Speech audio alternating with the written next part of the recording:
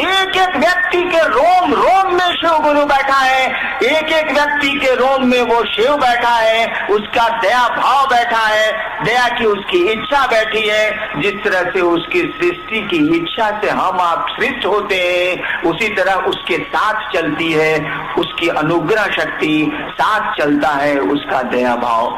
शिव को कहीं ढूंढने की जरूरत नहीं है, उस गुरु को ढूंढने की जरूरत नहीं है, वह गुरु तो हमारे आपके रोम रोम में बसता है। केवल जरूरत है अपने शिष्य भाव को अंकुरित कर लेने की, पनपा लेने की, पैदा कर लेने की। वो तो कण कण में बसता है, गुरु भी बसता है, ईश्वर भी बसता है।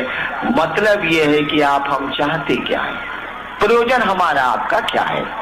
जैसा हमारा आपका भाव होगा वैसे परिणाम आवेंगे। भाव क्या लोग ही हमको आपको मित्रता करना चाहिएगा तो मित्र का परिणाम आवेगा, मित्रता नहीं करिएगा तो मित्रता का परिणाम नहीं आवेगा। आगे शिष्य परिवार, आप गुरु भाई ने शिव तत्व या गुरु तत्व में विभेद जानने की जिज्ञासा की है, वहीं तंत्र में शिव गुरु की क्या अवधारणा है, इसे जानना चाहा है देवा प्रसाद सिंह बेगूसराय ने। देखिए, शिव और शिव गुरु की व्याख्या तो अभी हमने की, सवाल का उत्तर हो गया। तंत्र में शिव की क्या स्थिति है, क्या बोल रहे हैं? तंत्र में शिव गुरु की अवधारणा, तंत्र में शिव गुरु की अवधारणा समझ लीजिए। तंत्र शब्द का अर्थ क्या होता है? देखिए, आपने शिव को गुरु माना है, नहीं भी माना है तो हम आप आदमी हैं, अपनी बुद्धि का हमको आपको प्रयोग करना चाहिए। कपड़ा कीने जाइए हमनी का तो कहिले कि 2 रुपया घटावा हो, 5 रुपये 50 रुपये के सौदे में तो हम लोग सौदेबाजी करते हैं। और जहाँ ईश्वर की बात है, गुरु की बात है, थोड़ा भी ध्यान नहीं देते। पूजा की बात है, हम तो विचारते ही नहीं कि शिवलिंग पर जल चढ़ाएंगे तो होगा क्या। हम तो विचारते ही नहीं कि नमः शिवाय का जप करते हैं तो क्या होना, नहीं विचारते हैं हम लोग।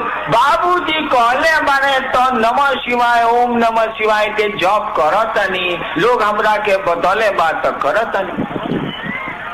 इसको उलट के बोलूंगा तो खराब लग जाए। जो जो कहेगा सो करिएगा हम आप, कि अपनी बुद्धि का हम लोग प्रयोग करते हैं, नहीं विचारते हम लोग। क्यों नहीं विचारते? इसका महत्व नहीं समझते। कपड़े का महत्व समझते हैं, पैसे का महत्व समझते हैं, लेकिन पूजा पाठ का कोई महत्व नहीं समझते। रूटीन वे में करते हैं, करना है, लोगों ने सिखला दिया है तो करते हैं। जानते हैं, मैं आपको बताऊं, मैंने जब शिव को गुरु माना था और शिव से जब मुझको कोई परिणाम नहीं आ रहे थे, मैं किससे कहने जाता बताइए तो जरा। कोई तो नहीं था। मेरे मन ने यही आरा गांगी श्मशान में 1974 में ये तय किया था कि गुरु भगवान होते हैं तो भगवान गुरु काहे नहीं है। मैं भगवान शिव को समझता था, मैंने शिव को गुरु मान लिया। मैं तो नहीं जानता था कि महादेव गुरु होते हैं, मुझको नहीं पता था, न किताबों में पढ़ा था न किसी से सुना था। मैं किससे पूछने जाता, कौन मेरी बात सुनता? कोई तो नहीं था। मेरे मन का फितूर था, मेरे मन की कल्पना थी या शिव की दया होगी, नहीं कह सकता क्या स्थिति है।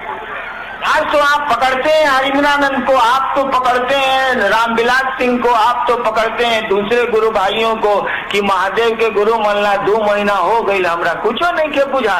बताई तो हम केकरा के पकड़ती 1974 75 से लेके 82 तक। शिव को गुरु मानने के 8 वर्षों तक। 74 में मैंने यही आपके पुराने शाहबाद के जिला मुख्यालय में मैंने शिव को गुरु माना था। और 1982 में जब मेरी बदली मजिस्ट्रेट के रूप में मधेपुरा में हुई थी, तब मैंने 8 वर्षों के बाद वहां के साथियों को जो श्मशान में सहरसा में मेरे साथ जाते थे, उनको मैंने, अब तो उसमें माननीय मंत्री भी बिहार के हैं लोग, मैंने उनको कहा कि छोड़िए अब श्मशान की पूजा, चलिए शिव को गुरु मानते हैं। यानी शिव को गुरु मानने के बाद भी मेरा मन इस बात को स्वीकार करने को नहीं तैयार था कि यहाँ भी झूठ नहीं है, यहाँ भी फरेब नहीं है। क्योंकि मैंने तो पूजा पाठ की दुनिया में फरेब पाया था, झूठ हमको मिला था, दुख मिला था, प्रताड़ना मिली थी।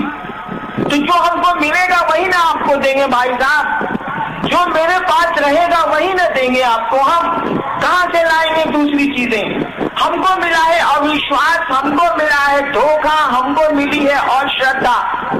आप मुझसे विश्वास मांगते हैं, आप मुझसे श्रद्धा मांगते हैं। झूठ बोलूंगा तो दे दूंगा आपको, लेकिन सही स्थिति तो यही है कि मेरे पास विश्वास नहीं है, मेरे पास श्रद्धा नहीं है।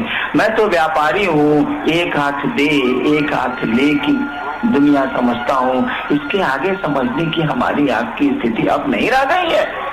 8 वर्षों तक शिव को गुरु मान के मात्र मैंने अपनी पत्नी और 1-2 आदमी को मैंने कहा था कि मैंने शिव को गुरु माना, और इतने मेरे साथी थे। बचपन से पूजा पाठ की दुनिया से जुड़ा हूँ, कितने साथी होंगे अभी, किसी को मैंने नहीं कहा कि मैंने शिव को गुरु माना।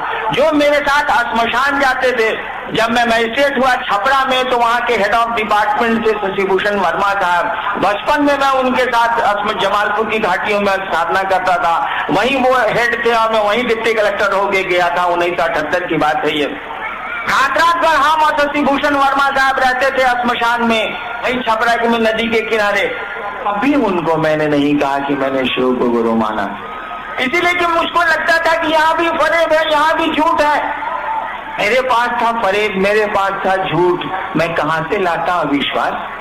गुरु के पास जाने के लिए विश्वास की जरूरत नहीं है, गुरु के पास जाने के लिए श्रद्धा की जरूरत नहीं है। हम लोग तो बचपन में स्कूल में पढ़े हैं, हमारे आपके बच्चे भी विद्यालय में पढ़ते हैं।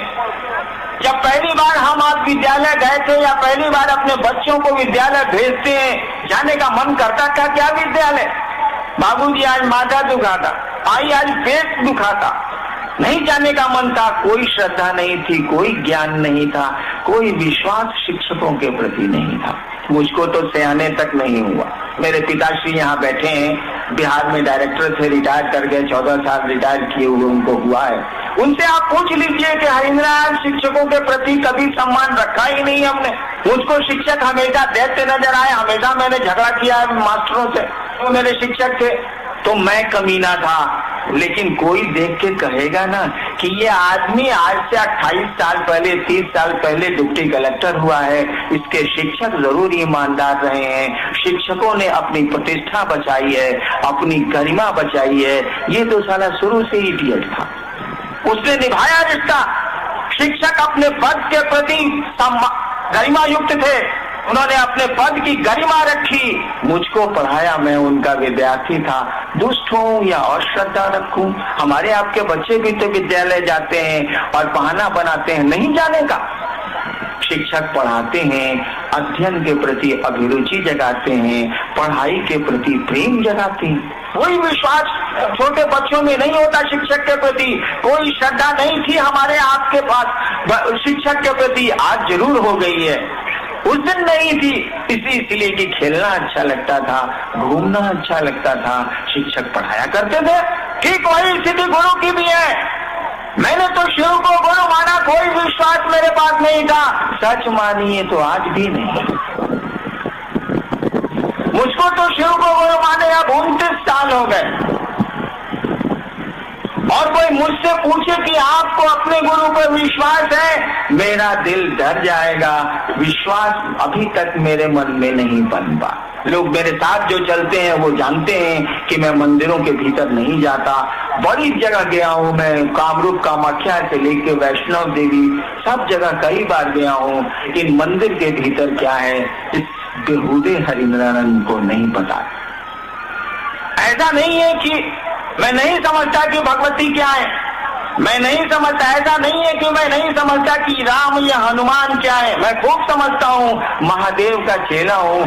30 वर्ष में महादेव ने तो जरूर समझाया होगा, नहीं समझाया होता तो सचिवालय आज मेरा ऑफिस खुला हुआ। मैंने प्रार्थना की है कि आज रात तक लौटूंगा, आज नहीं लौट सकूंगा। काहे के लिए? यही कि जिस गुरु को मैंने समझा है, जो गुरु सही में क्रियाशील है, जिसको अविश्वास में मैंने अपना गुरु माना है, तब भी वो गुरु की गरिमा निभाता है, तब भी वो क्रियाशील है। ऐसे गुरु को लोग गुरु मान लें तो जगत का कल्याण हो जाएगा, एक एक आदमी का कल्याण हो जाएगा। चलिए छुट्टियां लेके चलते हैं और समझाएंगे, कोशिश करेंगे, प्रार्थना करेंगे, अनुनय विनय करेंगे। गुरु होंगे शिव, आप होंगे उनके शिष्य, मैं क्या होऊंगा? कुछ नहीं होगा, मुझको ये पता है। क्योंकि गुरु शिष्य में सीधा संबंध होता है, डॉक्टर और रोगी का सीधा संबंध होता है, वकील और क्लाइंट का सीधा संबंध होता है। अगर रोग नहीं ठीक होगा तो आप कंपाउंडर को नहीं करिएगा, कहिएगा डॉक्टर भी ठीक नहीं है। अगर आपका बच्चा नहीं पढ़े स्कूल में ठीक से तो मॉनिटर को आप कुछ नहीं बोलिएगा, कहिएगा मास्टर ठीक नहीं है। अगर शिव को आपने गुरु माना है और वह गुरु आप में नहीं उतरा, शिव को आपने गुरु माना है और वह शिव गुरु का काम है कि वो अपने जैसा बनाते हैं। कहा जाता है कि गुरु साक्षात परब्रह्म, गुरु परमात्मा होते हैं, इसीलिए अपने शिष्य को परमात्मा बनाते हैं। बनाना क्या है, आपका मन साधु होता है, आपका मन दुष्ट होता है, आपका मन ही शिव होता है, शरीर थोड़े ही होता है। 29 साल की शिव शिष्यता में मैं नहीं समझ सका, तभी वो गुरु मेरा गुरु है कि नहीं है। कोई विश्वास नहीं बनता मेरे मन में मेरे महादेव के प्रति, लेकिन मेरा वो गुरु है और कमाल का गुरु है, वो अपनी गरिमा निभाता है। 29 साल में बस मैंने इतना ही सीखा, इतना ही समझा है। फिल्म का वो गीत याद करिए, आपकी इनायतें आपके करम, आप ही बताएं कैसे भूलेंगे हम। इतना ही मैंने समझा है, आपकी इनायतें आपके करम, आप ही बताएं कैसे भूलेंगे हम। ये मेरे मन ने समझा है कि वह मेरा गुरु मुझको जरूर मानता है, हम किसको कितनी देर मानते हैं। बेटे को 25 साल बेटा माना है, आज दुश्मनी हो गई।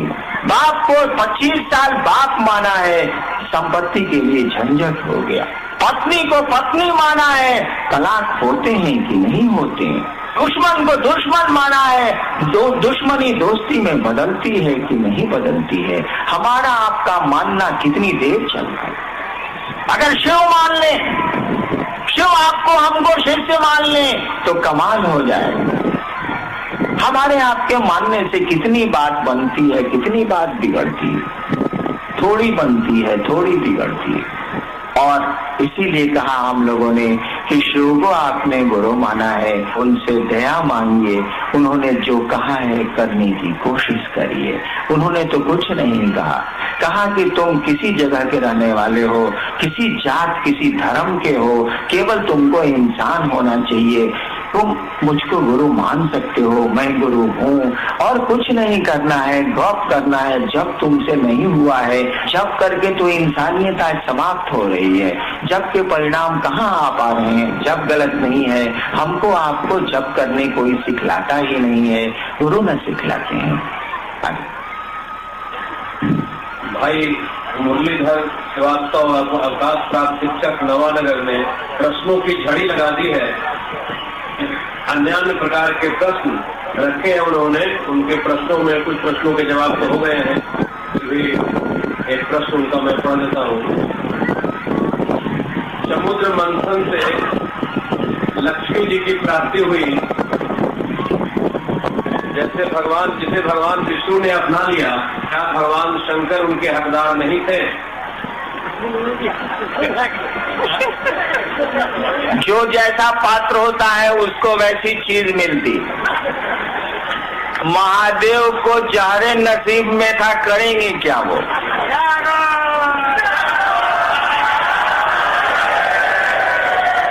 परिणाम क्या निकला? मान सहित विष खाई के, मान सहित विष खाई के शंभु भये जगदीश। जगत के ईश हो गए वो। आप ही बोलते हैं, मैं तो नहीं बोलता, कि वो महादेव हैं, महेश हैं, अघोरेश्वर हैं, मृत्युंजय हैं। ये कोई हमारी बात है? ये तो बड़ी पुरानी बात है। आप कितना कष्ट में चले जाइए, आपको मार्केट घेरे हुए हैं। किसी पंडित, मैं खुद ज्योतिषी रहा हूँ, किसी पंडित के पास आप चले जाइए, किसी ज्ञानी ज्योतिषी के पास चले जाइए, वो सुग्गा रखता हो रोड पर तो, या हवाई जहाज में चलने वाला लब्ध प्रतिष्ठित कोई ज्योतिषी है तो आपके जन्म कुंडली को देख के जब वो देखेगा कि काल सर्प योग आ गया, जब वो देखेगा कि 1-2 ग्रह वक्री नहीं हुए, 6-6 ग्रह वक्री हो गए, तब वो आपको सूर्योपासना और शनि की उपासना नहीं बतलाएगा, तब वो सुंदरकांड और बजरंग बली की उपासना नहीं बतलाएगा, कहेगा कि मंगल भी वक्री हैं, शुक्र भी वक्री हैं, सूर्य भी नीच के हो गए हैं, केतु की दृष्टि बड़ी खराब आप पर है, राहु तो साला ऐसे ही छितराया हुआ। तो क्या कहते हैं पंडित आपको? जाइए नमः शिवाय का जप करा लीजिए, जो उनको मालूम है। जाइए ओम नमः शिवाय का जप करा लीजिए। जाइए बनारस में रुद्राभिषेक करा लीजिए। जाइए पार्थिव शिवलिंग का पूजन करिए। जाइए महामृत्युंजय का जप करिए।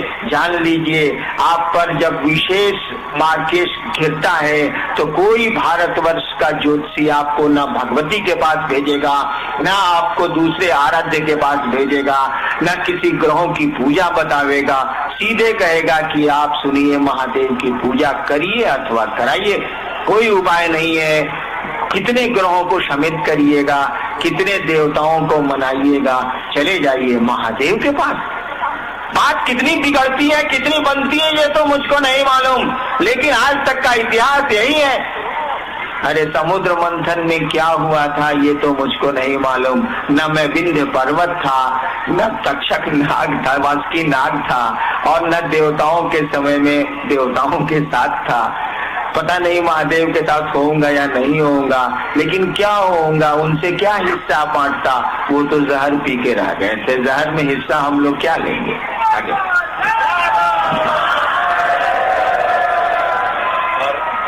आखिरी प्रश्न भाई उमेश जी ने यहाँ तक बात नहीं रखी, बातों की लड़ी को आगे बढ़ाया और कहा है कि एक गलतफहमी दूर करने की कृपा करें हमारे साहब। चंद लोगों की नासमझी है कि शिव चर्चा के माध्यम से शिव शिष्यों का लोकसभा एवं विधानसभा चुनाव का प्रचार हो रहा है।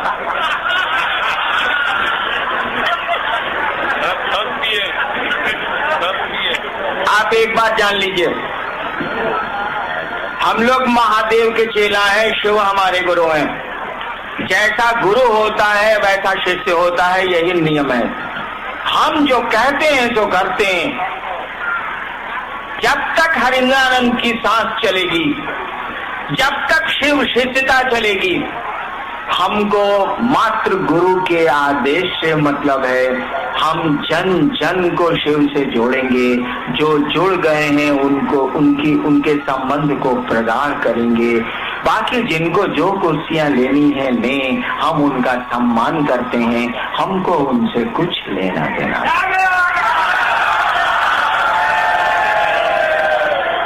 हमारे लिए हमारे गुरु का आदेश सब कुछ है। मेरा गुरु जगत का गुरु है, उसके शिष्य जगत में नहीं है। हम लोग उस जगत गुरु को लोगों का गुरु बनाएंगे, यही संकल्प है हमारा। यही संकल्प लेके जिंदा हैं हम लोग, यही संकल्प लेके दुनिया से जाएंगे। शिव शिष्यता पूरी की पूरी तरह आध्यात्मिक है।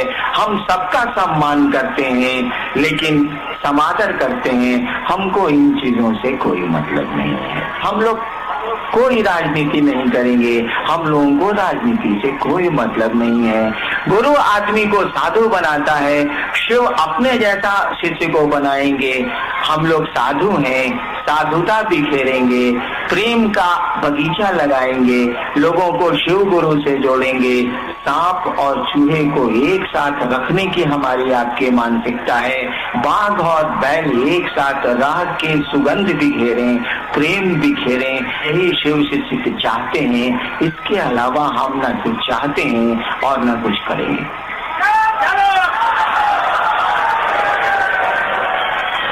नवानगर की ये शिव गुरु परिचर्चा बक्सर जिले के लिए आयोजित तो पूरी मानवीय सृष्टि के लिए है ये चर्चा। आसमान के लोगों को भी निमंत्रण हम लोग देते हैं हर कार्यक्रम में। आप आए, इस भयानक ठंड में आए। कुछ मेरे साथ लाचारी है, इसीलिए इतनी ठंड में भी मैं कार्यक्रम करता हूँ। नौकरी अगर छूट जाएगी करूंगा कार्यक्रम, लेकिन 10 से 5 करूंगा। तब गर्मी में क्यों नहीं करूंगा, अच्छे मौसम में क्यों नहीं करूंगा। बड़ा कष्ट होता है हमारी माँ बहनों को, भाइयों को, लोगों को। विवशता है, इसीलिए हर साल मैं दिसंबर के अंत में करता हूँ, क्योंकि सरकार 2 दिनों की छुट्टी देती है। आप इस ठंड में आए, आप अपने गुरु की चर्चा में आए, शिव गुरु की चर्चा में आए, असुविधाएं झेली, परेशानियां उठाई। आपने देखा नवानगर के जो गुरु भाई हैं या जो गुरु भाई नहीं भी हैं, वे लोग कितने अच्छे लोग हैं। मुझको तो अधिकांशतः जो अब तक शिवशिष्य नहीं बने हैं उन लोगों से भेंट है, नवानगर के बड़े अच्छे लोग हैं। हम लोग अपने गुरु से सबके लिए प्रार्थना करते हैं कि वो इन सबों पर अपनी दया करें, इन सबों के शिव गुरु हो जाएं, उनका आपका सबका जीवन शिवमय हो, सुखमय हो, आप आनंद से रहें, वह शिव आप में दिखे। आप चले तो लोग कहें, अरे महादेव को कहाँ ढूंढते हो, इसी आदमी में तो महादेव दिख रहा है, चलो इसी को प्रणाम कर लेते हैं। आप ऐसा बने, ऐसी प्रार्थना मैं अपने गुरु से करता हूँ और आपको भी मेरा हार्दिक प्रणाम। आप शांत बैठेंगे, अभी शायद दीदी आपसे कुछ बातें करेंगी। आपको मेरा प्रणाम।